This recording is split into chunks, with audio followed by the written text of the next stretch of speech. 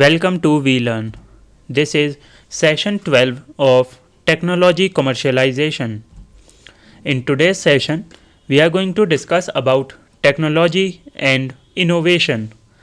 So in today's session, first of all, we are going to discuss the principal findings. Under this, we are going to discuss three concepts. The first one is technology and innovation. The second one is elements of innovation systems. And the third one is increasing competition. After that, we are going to discuss about the national interest in innovation, then the changing environment for innovation. After that, we are going to discuss about the policy debate, and at last we are going to discuss about understanding innovation and commercialization. So let us start today's session with the topic, that is principal findings.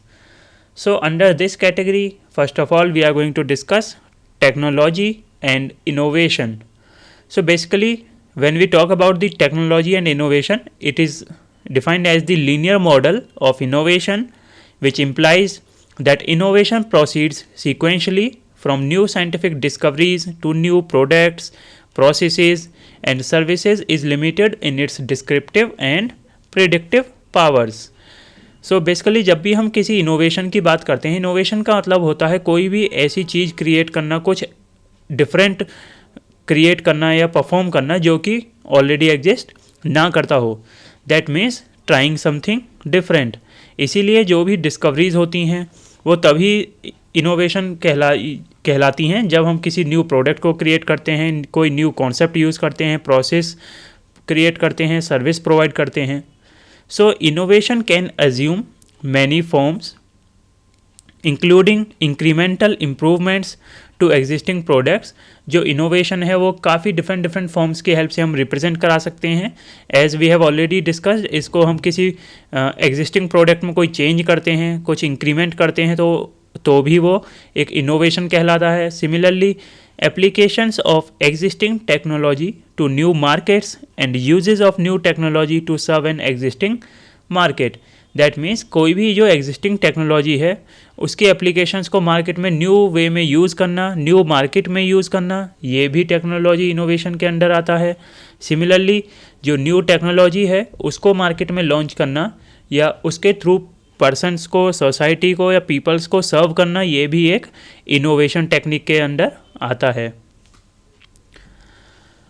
Now though typically less revolutionary, these other forms of innovation are equally important to the US economy and national well-being in terms of the performance improvements and cost reductions they produce.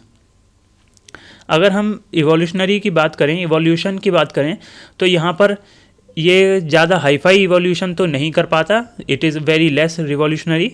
So other forms of innovation are equally important. जो other forms हैं innovation के वो भी काफ़ी important role play करते हैं. That means हमें different aspect पर फोकस करना चाहिए, डिफरेंट प्रोसेसेस, एक्शंस और टास्क्स परफॉर्म करने चाहिए. हमें सेम बिहेवियर के ऑपरेशंस परफॉर्म नहीं करने चाहिए, क्योंकि हमारे पास जितने ज़्यादा इनोवेशन टेक्निक्स होंगी उतना ही बेटर हमारे पास अपॉर्चुनिटी होंगी ग्रो करने की. Now the next thing here is science plays a critical role in innovation, but it is not necessary that the driver of new products, processes and services. अब यहाँ पर अगर हम इनोवेशन की बात करें तो इनोवेशन में साइंस का काफ़ी इंपॉर्टेंट रोल होता है, काफ़ी इंपॉर्टेंट एस्पेक्ट होता है. हम क्योंकि साइंस के ही डिफरेंट एस्पेक्ट्स यूज़ करके रूल्स, लॉज, पॉलिसीज़, प्रोसीजर्स, ये सभी का यूज़ करके हम कोई भी न्यू प्रोडक्ट क्रिएट करते हैं, कोई न्यू सर्विस स्टार्ट करते हैं, कोई न्यू टास्क परफॉर्म करते हैं. तो हम कॉन्सेप्ट यूज़ करते हैं साइंस की टेक्निक्स का, लेकिन ये कोई ज़रूरी नहीं होता. It is not always possible that science is used for the innovation purpose. So there can be other factors as well.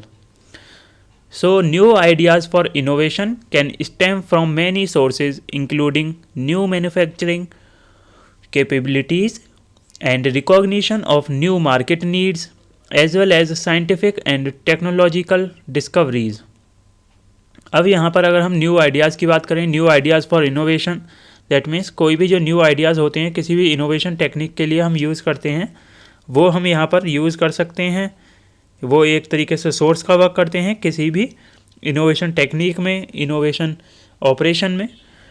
So including new manufacturing capabilities, यहाँ पर जो हमारे न्यू टेक्निक्स हैं इनोवेशन की, वो न्यू मैन्युफैक्चरिंग कैपेबिलिटीज़ हो सकती हैं। दैट मीन्स नए नए तरीके कुछ भी, कोई भी प्रोडक्ट क्रिएट करने के, मैन्युफैक्चर करने के हम यहाँ पर यूज़ कर सकते हैं। या recognition of new market needs, market में जो नई नई डिमांड्स हैं, जो नई नई रिक्वायरमेंट्स हैं, उनको आइडेंटिफाई करना, this is also comes under innovation as well as the scientific and technological discoveries. इन सभी रिक्वायरमेंट्स के साथ साथ जो हमारी टेक्नोलॉजिकल रिक्वायरमेंट्स होती हैं, साइंटिफिक रिक्वायरमेंट्स होती हैं, जो डिस्कवरीज होती हैं साइंस से रिलेटेड, उन सभी को हम इनोवेशन के अंडर बाउंड करते हैं। Now innovation and commercialisation require considerable feedback between science, engineering, product development, manufacturing and marketing. जो इनोवेशन है या कमर्शियलाइजेशन का जो प्रोसेस है वो काफ़ी डिपेंड करता है फीडबैक रिलेशनशिप पर। दैट मीन्स कोई भी टास्क हम परफॉर्म कर रहे हैं, अगर उसका हमें प्रॉपर रेस्पॉन्स नहीं मिले, प्रॉपर फीडबैक नहीं मिले, तो हमें ये नहीं पता चल पाता कि उसकी परफॉर्मेंस कैसी है। Like if we are providing services to our customers and if they are not providing any feedback, then it is impossible for us to जज whether our services are good enough और not. अगर हम किसी customer को कोई service provide कर रहे हैं और हमें कस्टमर से फीडबैक नहीं मिलता है, तो ये हमारे लिए काफ़ी डिफ़िकल्ट होता है जानना कि कस्टमर सेटिस्फाइड है या नहीं। So the nature of innovation changes over time as product lines and industries mature. अब यहाँ पर जो नेचर है इनोवेशन का वो चेंज होता रहता है टाइम टू टाइम, क्योंकि मार्केट में न्यू प्रोडक्ट लाइन्स आती हैं, इंडस्ट्रीज़ मैच्योर होती हैं time to time, demands change होती हैं कस्टमर्स की। सो इनोवेशन भी चेंज होती है, इनोवेशन टेक्निक्स भी चेंज होती हैं, थिंकिंग चेंज होती है time to time. Time period के बेसिस पर हम अपनी थिंकिंग को चेंज करते हैं। Whereas the early stages of an industry are characterised by radical innovations that create wholly new products, processes or services and are often based on new science or technology। लेकिन अगर हम early stages की बात करें, जब early stages की कोई industries exist करती थी लाइक प्रीवियस टाइम्स में, प्रीवियस ईयर्स में, तो वहाँ पर हम उन्हें आइडेंटिफाई करते थे उनके रेडिकल इनोवेशंस की हेल्प से। दैट मीन्स वो टोटली एक न्यू प्रोडक्ट क्रिएट करते थे, प्रोसेस क्रिएट करते थे, सर्विसेज यूज़ करते थे किसी भी न्यू एस्पेक्ट से related. So here new science or technology is often created based on the operations. Now here later stages are characterized by incremental innovation which builds upon existing products। अब यहाँ पर अगर हम later stages की बात करें, later stages में जो हमारे operations हैं, innovations हैं, वो identify किए गए, characterized किए गए। तो यहाँ पर जो मेन फोकस होता है वो होता है किसी भी एग्जिस्टिंग प्रोडक्ट को बिल्ड करने में, उसे बेटरली यूज़ करने में, बेटरली उसे इफ़ेक्टिव बनाने में। So here products and services are driven more from advances in manufacturing capability. अब यहाँ पर मैन्युफैक्चरिंग कैपेबिलिटी को इम्प्रूव किया जाता है, किसी भी प्रोडक्ट की सर्विसेज को इम्प्रूव किया जाता है। यहाँ पर ये सब हम जो ग्रोथ करते हैं, डेवलपमेंट करते हैं किसी भी एस्पेक्ट में, किसी भी प्रोडक्ट में, वो बेसिकली हमारे डिज़ाइन से रिलेटेड हो सकता है या कंपोनेंट टेक्नोलॉजी से रिलेटेड हो सकता है। So after that we have the second topic, that is the elements of innovation systems. So successful commercialisation requires an environment conductive to innovation and requisite industrial infrastructure. जब भी हम successful commercialisation की बात करते हैं, दैट मीन्स कॉमर्स ऑपरेशंस की बात करते हैं, तो उसके लिए एक वर्किंग एनवायरनमेंट का होना ज़रूरी है, एक हेल्दी एनवायरनमेंट का होना ज़रूरी है। ये जो एनवायरनमेंट है वो कंडक्टिव हो सकता है, हमारे इनोवेशन टेक्निक्स के लिए, दैट मीन्स जो कि हमारे इनोवेशन स्ट्रेटजीज़ को, टेक्निक्स को, प्रोसीजर्स को सपोर्ट करता है, ऐसा एनवायरनमेंट हो सकता है। And requisite industrial infrastructure, that means favourable industrial infrastructure का भी होना ज़रूरी है। सो institutional arrangements are needed to establish standards, regulations and rules governing areas such as intellectual property and antitrust। अब यहाँ पर अरेंजमेंट होना हर एक चीज़ का बहुत ज़रूरी होता है, क्योंकि कोई भी टास्क हमें परफॉर्म करना है तो उसके लिए प्रॉपर रूल्स एंड रेगुलेशंस होने चाहिए ताकि हम उसे प्रॉपर वे में कैरी आउट कर सकें। सिमिलरली किसी भी इंस्टीट्यूशनल एक्टिविटी का, किसी भी ऑपरेशन को हम परफॉर्म करते हैं तो उसके लिए प्रॉपर स्टैंडर्ड्स होने ज़रूरी हैं, रेगुलेशंस होनी ज़रूरी हैं, रूल्स होने ज़रूरी हैं ताकि हम उसे प्रॉपरली गवर्न कर सकें। Now human, financial and scientific resources are required as the basic inputs to the innovation process. अब यहाँ पर अगर हम इनपुट्स की बात करें किसी भी इनोवेशन प्रोसेस में, तो हमारे पास डिफरेंट टाइप के इनपुट्स हो सकते हैं। Either it can be human, either it can be financial and scientific resources। Human resources हो सकते हैं, ये फाइनेंशियल रिसोर्सेज हो सकते हैं या साइंटिफिक रिसोर्सेज हो सकते हैं। So complementary assets both related technologies and necessary skills in manufacturing and distribution are often needed to ensure that companies can succeed in the marketplace. अब कॉम्प्लीमेंट्री एसेट्स का मतलब होता है which are totally different from each other. हमें यहाँ पर ऐसी technologies को रिलेट करना होता है which are totally complementary to each other, ताकि उनके बीच में हम एक प्रॉपर अंडरस्टैंडिंग क्रिएट कर सकें, ताकि हमारे पास अगर डिफरेंट टेक्नोलॉजीज़ हैं उनके बीच में कोऑर्डिनेशन सेट करके हम उन्हें बेटरली यूज़ कर सकें अपने ऑपरेशंस को परफॉर्म करने के लिए। यहाँ पर हमें ये इंश्योर करना ज़रूरी होता है कि जो कंपनीज़ हैं वो प्रॉपरली अपने टास्क को परफॉर्म करा पाएँ, मार्केट में अपनी प्लेस बना पाएँ। Now the next thing here is potential customers frequently need additional assurances and warranties that new products, processes and services will work as advertised। अब यहाँ पर जो कस्टमर्स होते हैं, अगर कस्टमर एंड की हम बात करें तो वो ये चाहते हैं कि उन्हें जो सर्विसेज, प्रोडक्ट्स या प्रोसेसेस दी जा रही हैं, सर्विसेज जो उन्हें दी जा रही हैं, प्रोवाइड की जा रही हैं, वो उसी तरीके से वर्क करनी चाहिए जैसे कि एडवर्टाइज किया गया है। दैट मीन्स वहाँ पर शो ऑफ नहीं होना चाहिए। Now the next topic here is increasing competition. So international competition in developing and marketing new products, processes and services has reduced in US. अगर हम यूएस की बात करें तो ये जो इंटरनेशनल कंपटीशन है वो काफ़ी कम हो गया है हमारे डेवलपिंग कंट्रीज़ में as compare to the US. So products, processes और सर्विसेज, यहाँ पर ये तीन एस्पेक्ट हो सकते हैं बेसिकली कंपटीशन से रिलेटेड।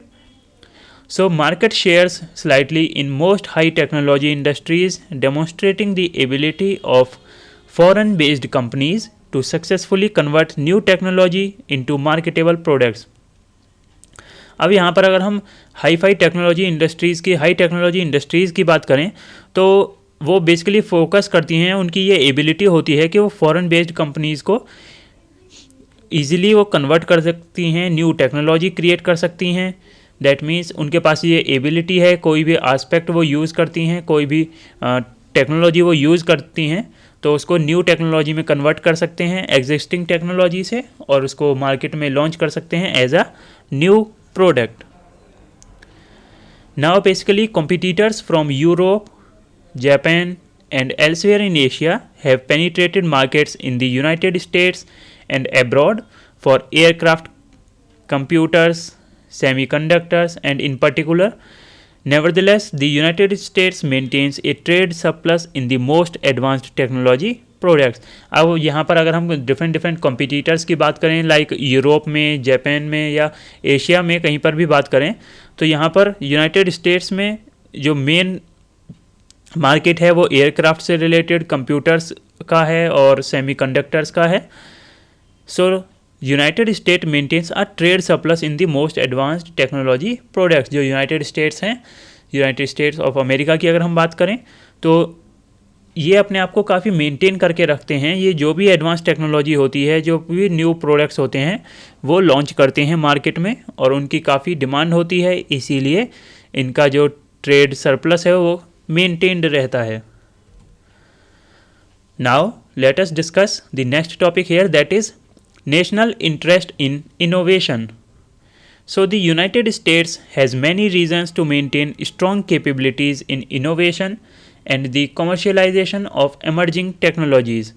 यूनाइटेड स्टेट्स की अगर हम बात करें, उनके पास काफ़ी ऐसे रीज़न हैं जिसकी वजह से वो एक स्ट्रॉन्ग कैपेबिलिटी है उनके पास कि वो न्यू इनोवेशन टेक्निक्स यूज़ करते हैं, कमर्शलाइजेशन की न्यू टेक्नोलॉजीज़ इमर्ज करते हैं। So these activities confer numerous benefits on the nation.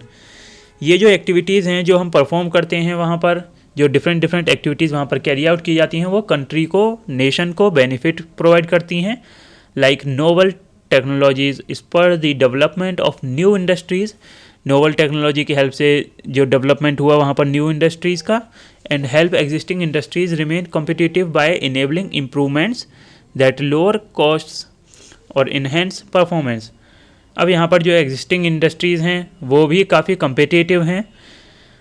Competitive होती हैं क्योंकि वो इम्प्रूवमेंट करती रहती हैं अपने टास्क करने के वे में, अपने बिहेवियर में, वे ऑफ फंक्शनैलिटी में, so as to get maximum output at lower input.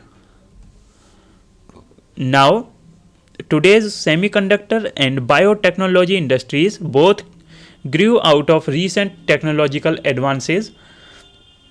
अब अगर हम यहाँ पर सेमीकंडक्टर और बायोटेक्नोलॉजी इंडस्ट्रीज़ की बात करें तो वो रिसेंट टेक्नोलॉजी के कंपैरिजन में काफ़ी एडवांस हो चुकी हैं। They now employ hundreds of thousands of workers in the United States alone, so ranging from scientists, engineers and managers to administrators, product line workers and technicians. अब यहाँ पर इन कंपनीज़ में हंड्रेड्स और थाउजेंड्स ऑफ एम्प्लॉयज़ हैं। ये employ scientist भी हैं, इंजीनियर्स भी हैं, इनमें एडमिनिस्ट्रेटर्स भी हैं कुछ, और कुछ प्रोडक्ट लाइन वर्कर्स और टेक्नीशियंस भी हैं। सो डिफरेंट कैटेगरी को बिलोंग करने वाले एम्प्लॉयज़ हैं। दैट मीन्स यहाँ पर ओवरऑल डेवलपमेंट होता है सोसाइटी का, ओवरऑल ग्रोथ होती है सोसाइटी की। Now continuous improvement in the styling, performance and fuel economy of American cars has allowed the US auto industry to repel some of the advances made by rivals in Japan, Europe and Korea during the 1980s। अब national interest की बात करें यहाँ पर, तो growth करने के लिए जो यहाँ पर कुछ कंपनीज़ हैं वो कंटिन्यूसली अपने वे ऑफ थिंकिंग में, वे ऑफ परफॉर्मिंग ऑपरेशंस, इनमें इम्प्रूवमेंट करती रहती हैं। लाइक स्टाइलिंग में अगर यहाँ पे बात की जाए, जो फ्यूल इकोनॉमी है अमेरिकन कार्स की वो काफ़ी बेटर है।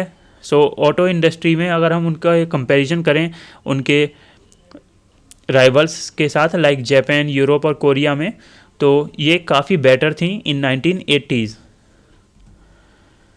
सो innovation contributes to other national goals as well. Innovation क्या है? इनोवेशन की हेल्प से हम अदर गोल्स को भी अचीव कर सकते हैं किसी भी नेशन के। Like new medical devices improve human health through better diagnostic and therapeutic procedures. अगर हम मेडिकल फील्ड की बात करें तो मेडिकल फील्ड में हम जो न्यू टेक्नोलॉजीज़ यूज़ करते हैं, इंस्ट्रूमेंट्स यूज़ करते हैं, उसकी हेल्प से हम ह्यूमन्स की हेल्थ को कंट्रोल कर सकते हैं, उनको ईजिली डायग्नोस्ट कर सकते हैं, बेटर वे में उनको, उनकी डिजीज़ को हम आइडेंटिफाई कर सकते हैं और उन्हें क्योर कर सकते हैं। So cleaner burning automobile engines and more efficient wind turbines meet transportation and energy needs while limiting damage to the environment। अब यहाँ पर क्लीनर बर्निंग की अगर बात करें, हम टेक्नोलॉजी है जो कि ऑटोमोबाइल इंजन्स में यूज़ की जाती है, उसकी बात करें तो ये एक ऐसी टेक्नोलॉजी है जिसके थ्रू लेस पॉल्यूशन होता है और हमारे व्हीकल्स भी बेटरली वर्क करते हैं। सो यहाँ पर ये फोकस किया जाता है कि ऐसी टेक्नोलॉजी यूज़ की जाए जिसका मैक्सिमम आउटपुट मिले, मैक्सिमम हमें प्रॉफिट हो और एनवायरनमेंट को लेस डैमेज हो। Now the next thing here is advances in electronics and information technology allow new forms of entertainment and improvements in education. Similarly अगर हम एडवांसमेंट की बात करें इलेक्ट्रॉनिक्स में या इंफॉर्मेशन टेक्नोलॉजी में, तो यहाँ पर इंटरटेनमेंट से रिलेटेड काफ़ी न्यू टेक्नोलॉजीज़ आई हैं, एजुकेशन से रिलेटेड काफ़ी न्यू इम्प्रूवमेंट्स हुई हैं. So new fighter aircraft and radar system enhance national security. Similarly अगर हम सिक्योरिटी की बात करें तो आजकल शिप्स में, एयरक्राफ्ट्स में, सबमरीन्स में हम सिक्योरिटी सिस्टम्स यूज़ करते हैं, रडार सिस्टम यूज़ करते हैं जिसकी हेल्प से हम एनिमीज़ को डिटेक्ट कर सकते हैं. So they are different benefits of the innovation. Now let us discuss the next topic here, that is the changing environment for innovation. So the United States remains a strong innovator. The nation as a whole continues to spend more on research and development than any other nation. जो United states है, अगर United state की हम बात करें, ये काफ़ी strong innovator है. यूनाइटेड स्टेट्स की अगर हम बात करें, ये अगर सारी कंट्रीज़ के बेसिस पर इन्हें कंपेयर किया जाए तो सबसे ज़्यादा research operations, development operations perform करता है यूनाइटेड स्टेट्स. सो यहाँ पर सबसे ज़्यादा पेटेंट्स हैं. अगर स्टैटिस्टिक्स को हम कंपेयर करें तो स्टैटिस्टिक्स ये शो करते हैं कि सबसे ज़्यादा जो पेटेंट्स हैं वो यूएस के थ्रू ही किए गए हैं. So US firms perform well at turning new technologies into successful products, processes and services and dominate most markets for high technology goods such as aircraft, computers and pharmaceuticals, turning out new innovations at a staggering rate. अब यहाँ पर US की अगर हम बात करें, US की जो फर्म्स हैं वो काफ़ी न्यू टेक्नोलॉजीज़ लेकर आ रही हैं, कुछ सक्सेसफुल प्रोडक्ट्स लॉन्च करती हैं, प्रोसेसेस उन्होंने काफ़ी न्यू यूज़ किए हैं, कॉन्सेप्ट्स यूज़ किए हैं सर्विसेज के. सो उन्होंने मार्केट को काफ़ी डोमिनेट किया हुआ है. उन्होंने अच्छी टेक्नोलॉजीज़ यूज़ की हैं, गुड्स एंड सर्विसेज प्रोवाइड की हैं. लाइक अगर हम बात करें एयरक्राफ्ट्स की, they have very good aircrafts with new technologies. Then computer systems are very good there. Then pharmaceuticals. So all these aspects are very hi-fi in as compare to the other countries. Now in the past much of these success rested on the nation's strong science base. अगर हम past की बात करें तो काफ़ी हद तक जो सक्सेस यहाँ पर बेस करती थी, डिपेंड करती थी, वो साइंस के ऊपर बेस डिपेंड करती थी कि जितनी स्ट्रॉन्ग किसी भी कंट्री की साइंस हो गई उतना ही बेटर वहाँ पर फैसिलिटीज़ या इनोवेशन होंगी. So with little competition in the post-war period, US firms could easily translate new scientific and technological breakthrough into market successes. Now, let us discuss the next topic here, that is the policy debate.